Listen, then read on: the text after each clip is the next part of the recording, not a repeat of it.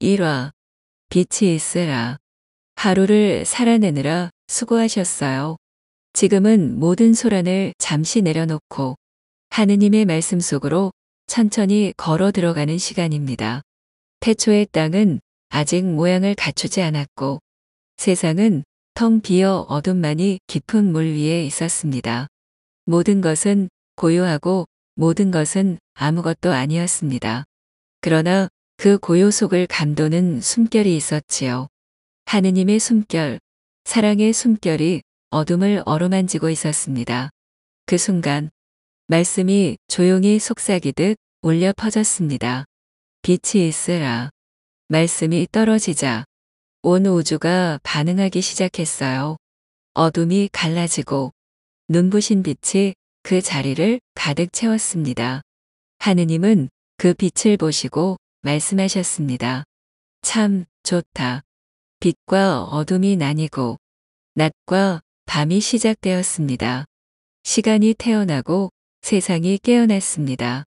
이 모든 시작은 하느님의 한마디 말씀에서 비롯되었습니다. 빛이 있으라. 지금 당신의 하루가 어둠처럼 느껴졌더라도 괜찮아요. 하느님의 숨결은 여전히 당신을 감싸고 말씀은 오늘도 조용히 속삭이십니다. 너의 안에도 빛이 있으라. 당신의 마음에 오늘 그 빛이 깃들기를, 그 빛이 오늘 밤 당신을 따뜻하게 감싸기를 기도합니다.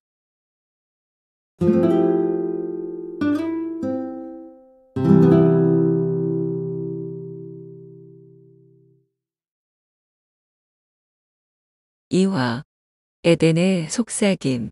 하느님은 빛과 어둠을 나누시고 하늘과 바다, 땅과 별들을 만드신 다음 세상 한가운데 가장 아름다운 정원을 두셨습니다. 그곳의 이름은 에덴. 에덴은 단지 아름다운 동산이 아니었습니다. 그곳은 하느님과 사람이 함께 숨쉬고 함께 걷고 함께 이야기 나누던 공간이었습니다. 새들의 노래, 바람에 스치는 나뭇잎, 강물의 잔잔한 흐름과 향기로운 풀내음 속에서 하느님의 숨결이 살아있었습니다. 그리고 그 중심에는 흙으로 빚어진 사람과 그 사람을 바라보며 웃는 하느님의 얼굴이 있었습니다. 하느님은 사람에게 세상을 돌보는 자유를 주셨고 한편으로는 사랑이 담긴 경계도 주셨습니다. 이 모든 것을 다 누려라. 하지만 저 선악과는 건드리지 마라. 그건 너의 생명을 위한 약속이란다. 그 약속은 사랑의 언어였습니다. 제한이 아니라 지켜주기 위한 배려였지요. 에덴의 동산에는 말없는 속삭임이 늘 흘러 넘쳤습니다. 나는 너와 함께 있다. 너는 나의 사랑이다. 그 음성을 듣던 시간, 그 고요 속의 평화가 오늘 밤 당신의 가슴에도 머물기를 기도합니다.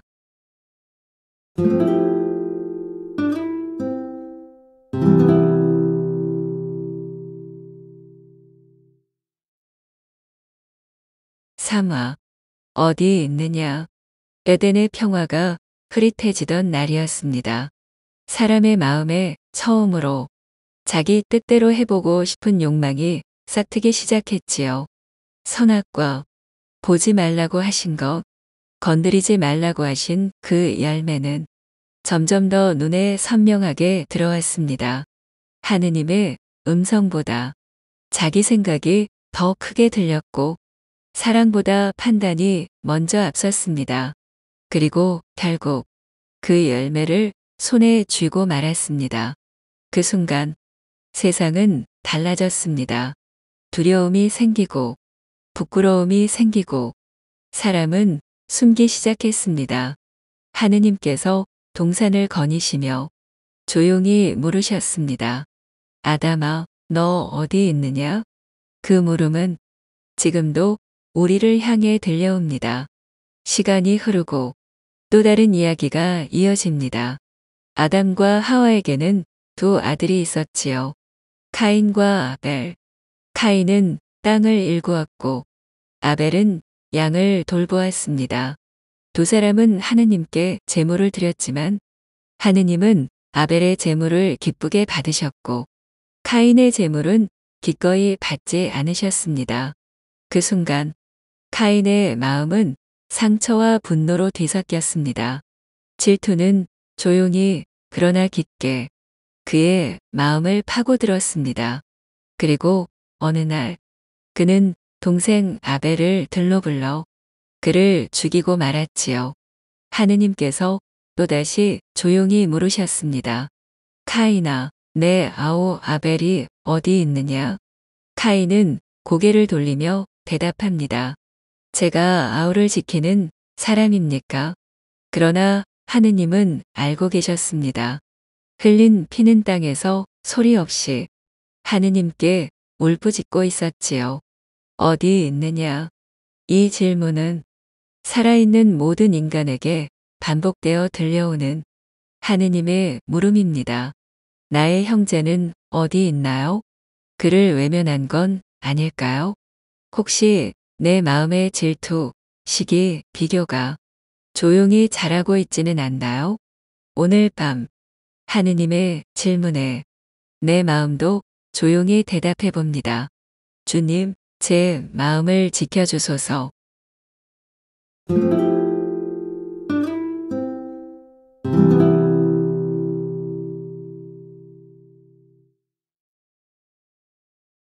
사화, 방주 위의 구원. 세월이 흐르며 사람들의 마음은 점점 하느님에게서 멀어졌습니다. 자신만을 위하고 욕망에 이끌려 선을 악으로 바꾸는 일들이 더 이상 낯설지 않았습니다. 하느님께서는 슬픔으로 세상을 바라보셨습니다. 사람을 창조하신 것을 후회하셨을 만큼 세상은 타락해 있었습니다. 하지만 그 어두운 시대에도 하느님과 함께 걷는 사람, 하느님의 마음에 드는 사람이 한 명 있었습니다. 그의 이름은 노아. 하느님은 노아에게 말씀하셨습니다. 너와 너의 가족을 구할 방주를 지어라. 세상은 새롭게 시작되어야 한다. 아무도 믿지 않았습니다. 하늘은 맑고 사람들은 노아를 비웃었지요. 그러나 노아는 묵묵히 하느님의 말씀을 따라 큰 방주를 지었습니다. 그리고 어느 날 하늘이 변하기 시작했습니다. 첫 방울이 떨어지고 곧이어 쏟아지는 큰 비가 하늘과 땅을 삼켰습니다. 물은 모든 것을 덮었고 방주만이 물 위를 떠다녔습니다. 세상은 멈춘 것 같았고 사람들은 모두 사라진 듯 보였지만 방주 안에는 하느님의 약속이 숨쉬고 있었습니다. 비는 멈추고 물이 점점 줄어들었을 때 노아는 비둘기 한 마리를 날려보냈습니다. 그리고 마침내 비둘기는 올리브나무 잎사귀 하나를 물고 돌아왔지요. 새 생명의 신호, 새 희망의 시작. 하느님은 노아에게 다시 말씀하셨습니다. 나는 다시는 이 땅을 이처럼 멸하지 않겠다. 이제 무지개를 보아라. 그것이 나와 너희 사이의 약속이다. 오늘 밤 당신의 마음에도 홍수처럼 쏟아지는 걱정과 두려움이 있다면 하느님께서 준비하신 방주 안으로 들어오세요. 그곳은 구원의 자리, 약속의 자리입니다.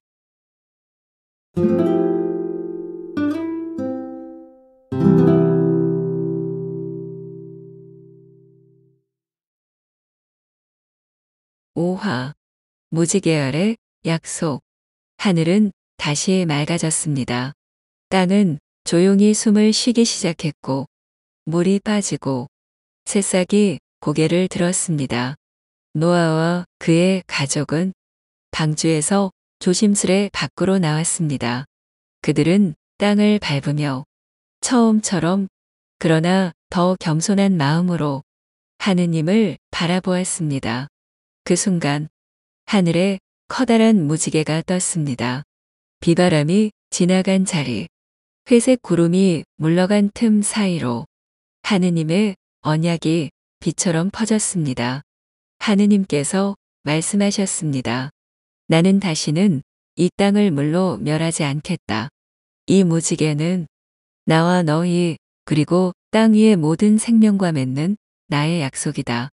그 무지개는 단순한 자연의 현상이 아니었습니다. 그것은 하느님이 사람과 맺은 첫 번째 언약, 용서와 자비, 기억과 희망의 표징이었습니다.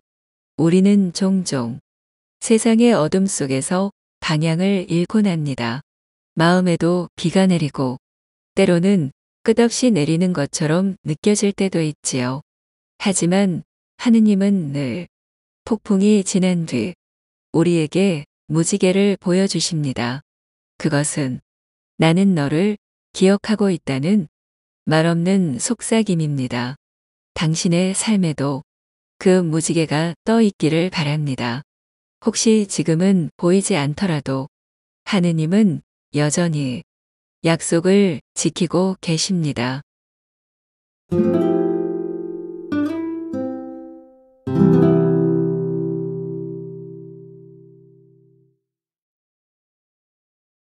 육화 별을 세며 믿다. 하느님께서는 세상이 다시 정돈되자 또 한 사람을 부르셨습니다. 이름은 아브람. 그는 고향, 아버지의 집, 익숙한 땅을 떠나 하느님이 가리키는 곳으로 가라는 말씀을 받았습니다. 그 말씀은 지도 없이 시작된 여정이었고 약속만을 품고 떠나는 길이었습니다. 너는 복이 될 것이다. 너를 통해 모든 민족이 복을 받을 것이다. 아브람은 그 말씀을 따라 한 걸음씩 걷기 시작했습니다. 때로는 들판에서, 때로는 산기슭에서, 때로는 텅 빈 하늘을 올려다보며 하느님의 침묵 속에서도 기다렸습니다. 그러던 어느 밤 하느님은 아브람을 장막 밖으로 이끄셨습니다. 그리고 말씀하셨지요. 저 하늘의 별을 세어 보아라. 내 자손이 저 별처럼 많게 될 것이다. 아브람은 하늘을 올려다보며 말없이 눈을 감았습니다. 손으로 셀 수 없지만 마음으로는 믿을 수 있었던 약속. 그는 아직 자식이 없었지만 그 밤의 별빛 속에서 하느님의 목소리를 들을 수 있었습니다. 그리고 성경은 이렇게 기록합니다. 아브람은 하느님을 믿었다. 그래서 하느님은 그것을 의로움으로 여기셨다. 믿음은 모든 것이 보일 때 생기는 것이 아니라 아무것도 보이지 않을 때 하느님의 약속을 품는 것입니다.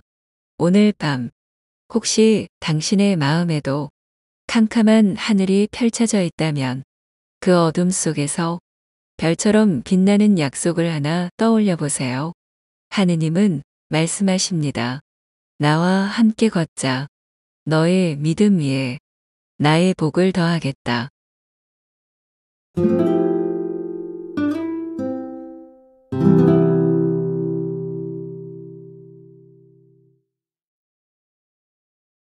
칠화 웃음이라는 이름.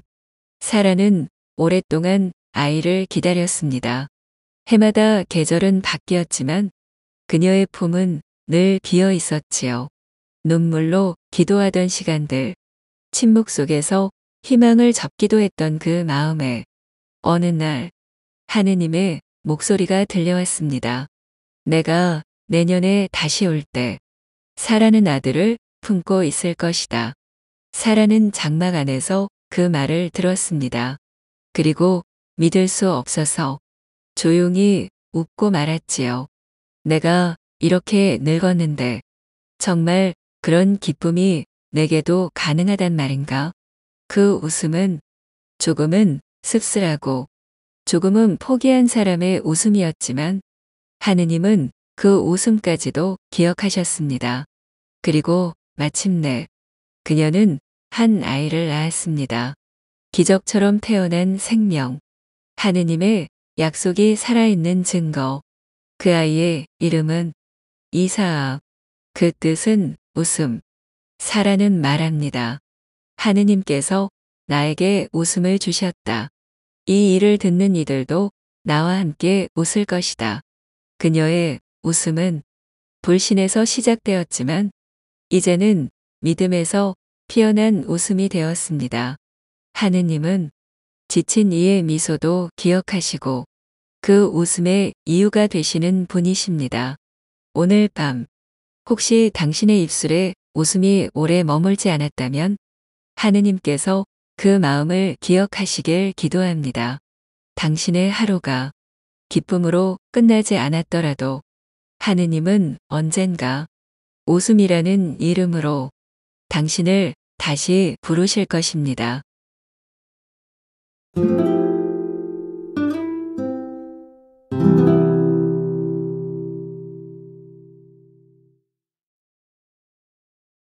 파라, 아브라함의 눈물. 기다림의 세월 끝에 하느님의 약속은 이루어졌습니다.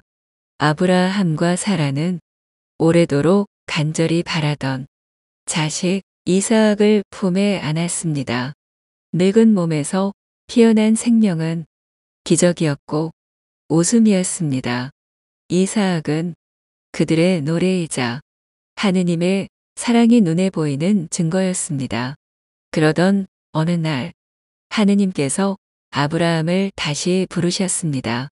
내 아들, 내 사랑하는 외아들 이삭을 내게 바쳐라. 그 말은 아브라함의 심장을 찢는 듯한 명령이었습니다.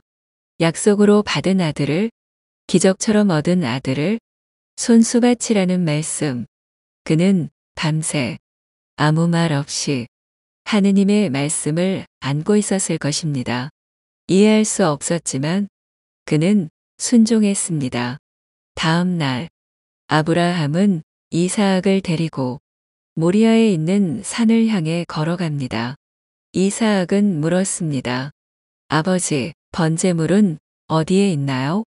아브라함은 대답합니다. 하느님께서 마련해 주실 것이다. 그 말 속에는 떨리는 믿음과 흐르지 않는 눈물이 섞여 있었습니다. 제단 위에 아들을 눕히고 칼을 들었을 때 하느님의 음성이 그를 멈추게 했습니다. 아브라함아, 그만하거라. 이제 나는 내가 나를 얼마나 경외하는지 안다. 아브라함은 고개를 들었고 숯불에 걸린 수양 하나를 보았습니다. 그 수양은 이삭 대신 번제물이 되었습니다. 그날 아브라함은 알았습니다. 하느님의 시험은 순종을 통해 사랑을 묻는 것이며 하느님의 응답은 언제나 준비된 답이라는 것을. 오늘 밤 우리에게도 때로는 이해되지 않는 여정이 있을 수 있습니다. 하지만 그 여정 너머에는 수양을 예비하시는 하느님의 손길이 기다리고 있습니다. 눈물이 흐르더라도 그 눈물 위에 피는 믿음을 하느님은 결코 외면하지 않으십니다.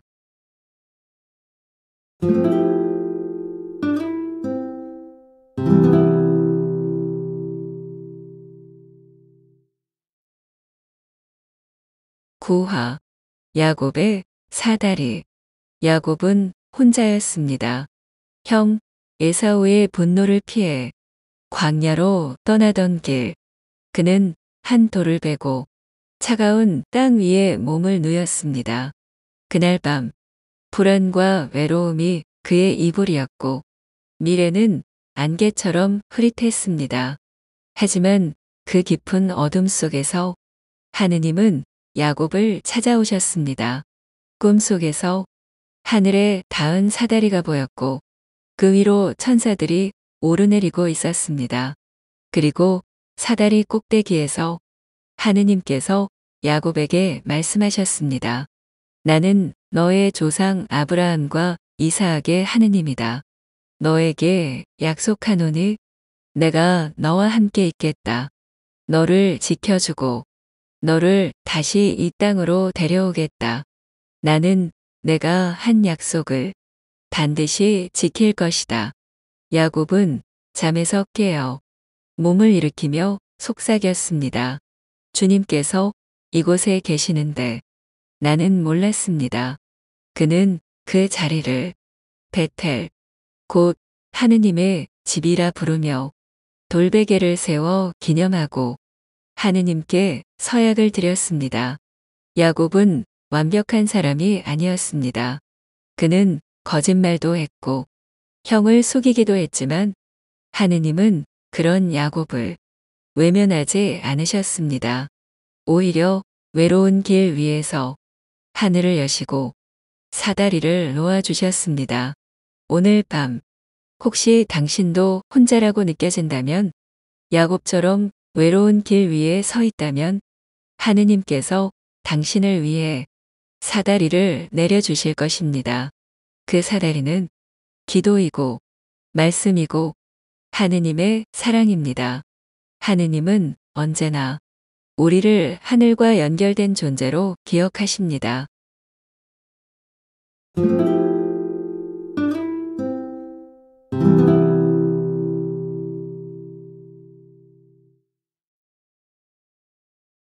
십화 이스라엘이라 불리다. 야곱은 다시 길 위에 있었습니다. 오랜 세월이 흐르고 많은 것을 얻었지만 마음 깊은 곳엔 아직 형 에사우에 대한 두려움이 남아 있었습니다. 그는 형과의 재회를 앞두고 모든 가족과 짐을 강 저편에 먼저 보내고 홀로 남았습니다. 외로움과 두려움, 그 밤은 너무도 길었습니다. 그런데 그 밤 누군가가 야곱을 찾아왔습니다. 빛도 이름도 없이 그는 야곱과 씨름하기 시작했습니다. 해가 떠오를 무렵까지 둘은 씨름을 멈추지 않았습니다. 그 낯선 이는 야곱의 널쩍다리를 쳤고 야곱은 절개되었지만 여전히 놓지 않았습니다. 그리고 말합니다. 당신이 나에게 축복해 주기 전에는 놓지 않겠습니다. 그때 그는 야곱에게 물었습니다. 너의 이름이 무엇이냐? 야곱은 대답합니다. 야곱입니다. 그러자 그가 말합니다. 이제 너의 이름은 야곱이 아니라 이스라엘이라 하겠다. 너는 하느님과 겨루어 이겼기 때문이다. 야곱은 그 자리를 푸니엘, 곧 내가 하느님과 얼굴을 마주하였다는 뜻으로 불렀습니다. 그는 절뚝이며 아침 햇살을 향해 걸어 나갔습니다. 그 절뚝임은 씨름의 흔적이자 하느님의 축복이 남긴 자국이었습니다. 야곱은 그날 밤 이름을 새로 받았습니다. 정체성이 바뀌고 인생의 방향이 새로워졌습니다. 이스라엘, 하느님과 겨루고 하느님께 붙들린 사람. 오늘 밤 혹시 당신도 마음속 깊은 싸움을 하고 있다면 그 싸움 속에서도 하느님은 당신을 향해 다가오고 계십니다. 당신이 붙든 그 기도, 그 눈물 속에서 하느님은 당신의 이름을 새롭게 불러주실 것입니다.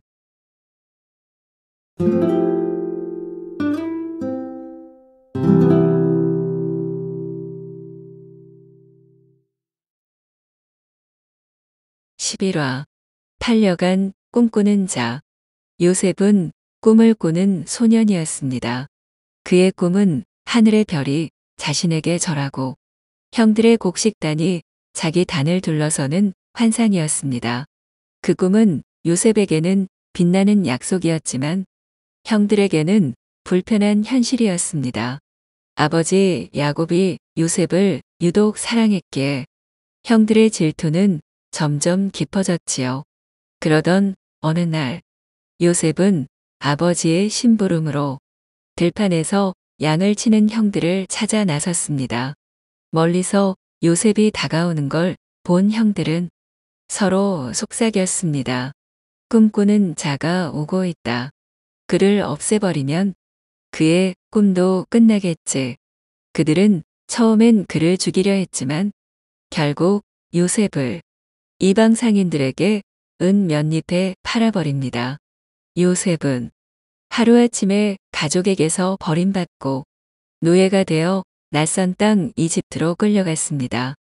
그의 손에는 아무것도 남지 않았고 그의 발은 묶였으며 그의 꿈은 먼지처럼 흩어지는 듯 했습니다.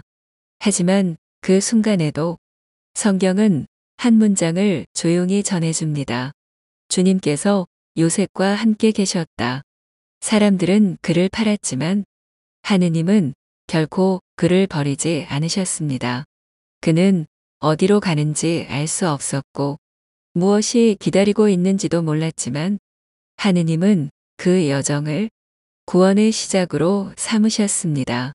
오늘 밤 혹시 당신의 삶도 꿈이 꺾이고 사람들에게 외면당한 것처럼 느껴진다면 하느님은 여전히 당신과 함께 계십니다. 팔려간 것처럼 보이는 그 길이 사실은 하느님께로 가는 길일 수 있습니다.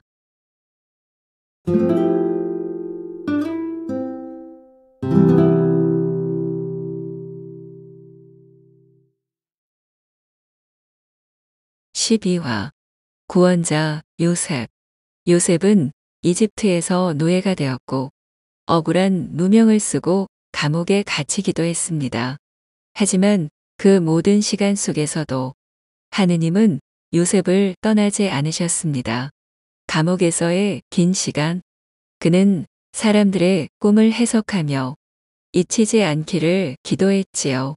그리고 마침내 파라오의 꿈을 해석하게 되면서 요셉은 이집트의 총리로 세워집니다. 기근이 온 땅을 덮었을 때 요셉은 수많은 백성을 먹이고 살렸습니다. 그때 멀리 가나안에서 양식을 찾으러 익숙한 얼굴들이 도착합니다. 형들, 한때 그를 팔았던, 그를 없애고 싶어 했던 바로 그 형들이었습니다. 요셉은 그들을 알아보았지만 형들은 그가 요셉일 거라 상상도 못했지요. 잠시 눈물을 삼킨 요셉은 마침내 형들에게 말합니다. 나는 당신들의 아우 요셉입니다. 당신들이 이곳에 판 것이 아닙니다. 하느님께서 생명을 살리시려고 나를 먼저 보내신 것입니다. 그 말은 고통을 용서로 승화시킨 믿음의 고백이었습니다. 요셉은 자신을 해한 이들을 원망하지 않았고 그 상처 위에 하느님의 뜻을 새겼습니다. 그는 더 이상 꿈꾸는 소년이 아니라 하느님의 뜻을 이루는 사람, 형제들을 구원하는 사람이 되었습니다. 오늘 밤 혹시 당신의 상처에도 이해되지 않는 아픔이 남아있다면 요셉처럼 그 시간을 하느님의 시선으로 바라보아 주세요. 당신을 아프게 했던 일들이 누군가를 살리는 이야기가 될 수도 있습니다. 하느님의 섭리는 언제나 눈물 너머에서 자라고 있음을 잊지 마세요.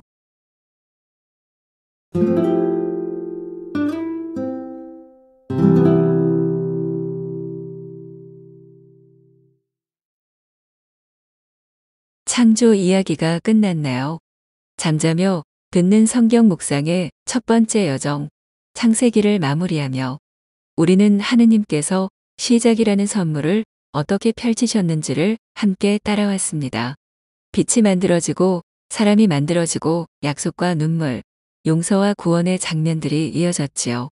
때로는 어둠 속에서, 때로는 광야에서 하느님은 단 한 번도 인간을 놓지 않으셨습니다. 그리고 그 이야기는 지금 이 밤 당신의 마음에도 조용히 이어지고 있습니다. 처음 사랑은 그렇게 시작되었습니다. 태초에 어둠 위를 감도시던 숨결, 빛이 있으라는 한마디 말씀에서 세상은 눈을 떴습니다. 하느님은 질서를 만드시고 생명을 숨결로 불어넣으셨습니다. 사람은 하느님의 형상으로 빚어진 아름다운 걸작이었습니다.